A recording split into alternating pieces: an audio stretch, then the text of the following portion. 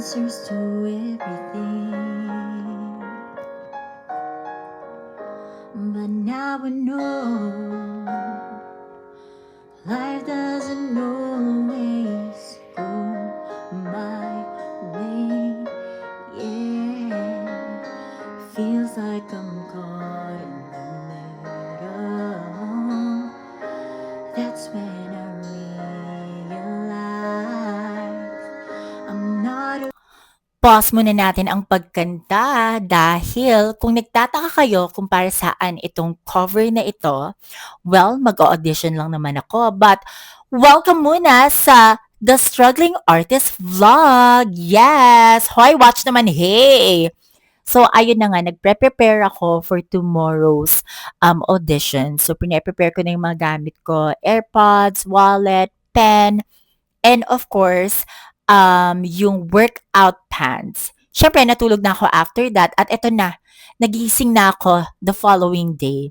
At pagkagising, after magmumog, mag-toothbrush, go na agad tayo for vocal warm-up. So, habang nag-vocal warm-up ako, syempre, uminom muna ako ng tubig para ma-relax yung aking throat, ganyan. And after that, nag-prepare na rin ako ng aking breakfast or meal for the day.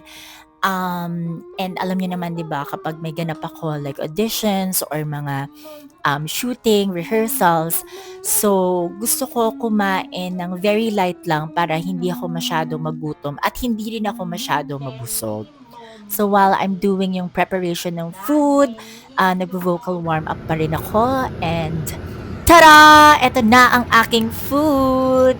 Perfect. Ay, putang sandwich. Yan. Oo. 'Di ba? Taray.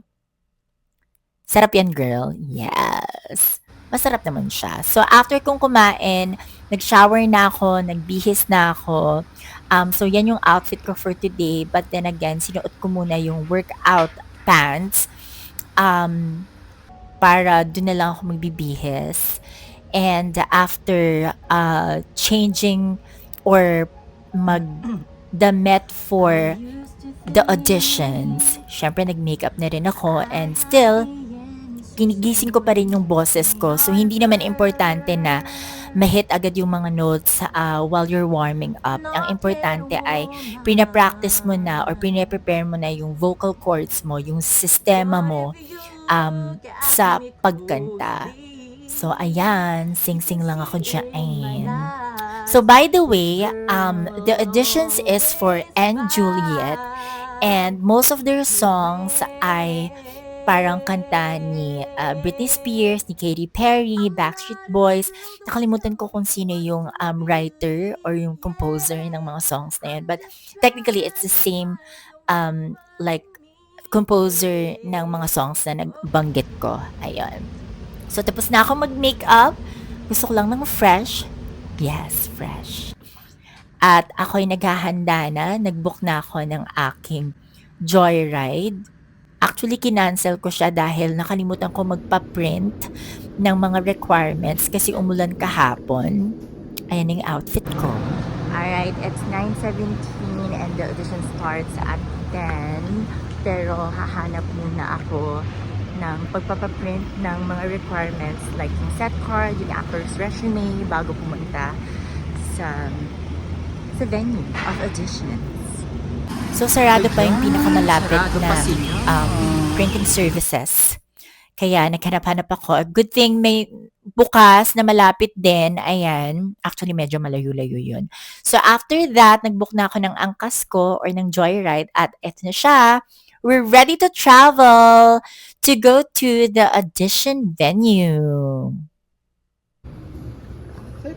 Ay, sorry. Thank you. And Juliet. Yan, papunta na ako sa holding area. And register muna tayo. Yan.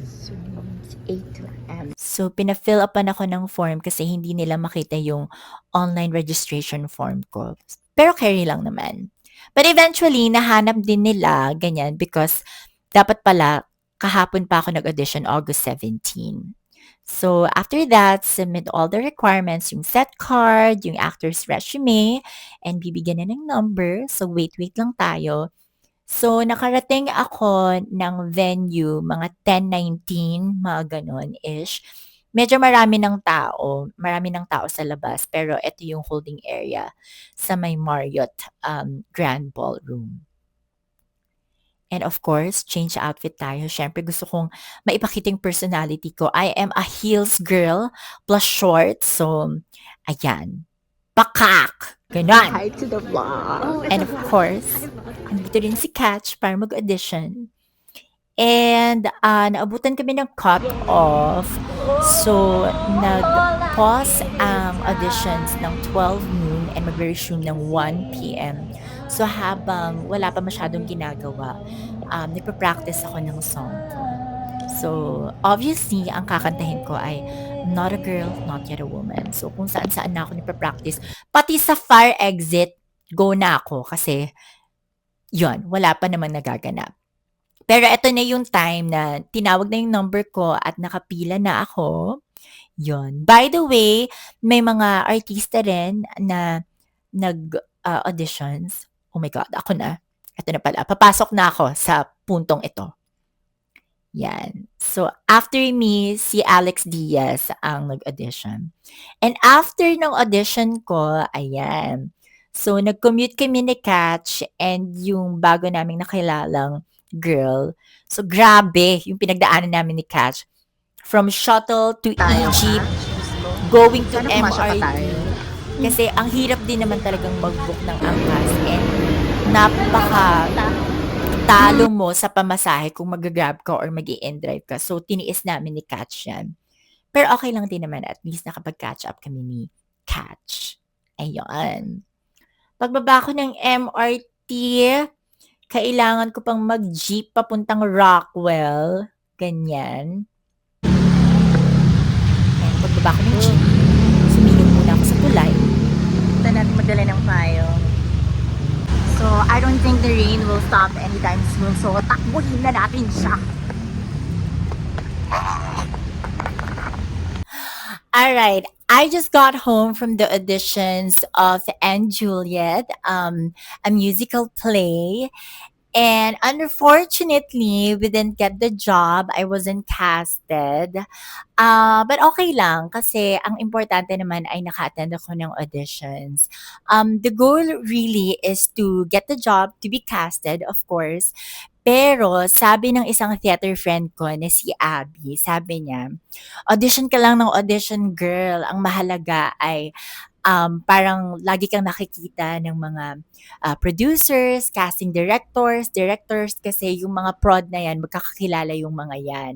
And the more na attend ka ng attend, makikilala ka nila. And who knows, one day dahil lagi ka nilang nakikita nila yung persistency mo, yung determination mo, kung gaano mo talaga siya kagusto, malay mo one day, ika-cast ka din nila, ganon. And naniniwala din ako na kahit gaano ka mag-prepare for an audition, if hindi siya sa'yo, hindi siya talaga mapupunta sa'yo. At kung para sa'yo siya. So, tuloy lang ang laban, go, go, go. And parang advice ko rin 'to sa mga first-timers na nag-o-audition, huwag kayong mawalan ng pag-asa, parang more auditions lang. And importante rin na pagdating sa audition, ganyan, kasi parang you're only given at max 30 seconds to introduce yourself. So, pakita mo na agad yung personality mo, ganyan. So, I enjoyed the journey, the audition process, ganyan. And mag-audition pa ako ng mag-audition until the right play or the right material comes. And thank you again so much for watching this vlog, and I'll see you again on the next episode of the struggling stylist, the struggling artist vlog. Baboo!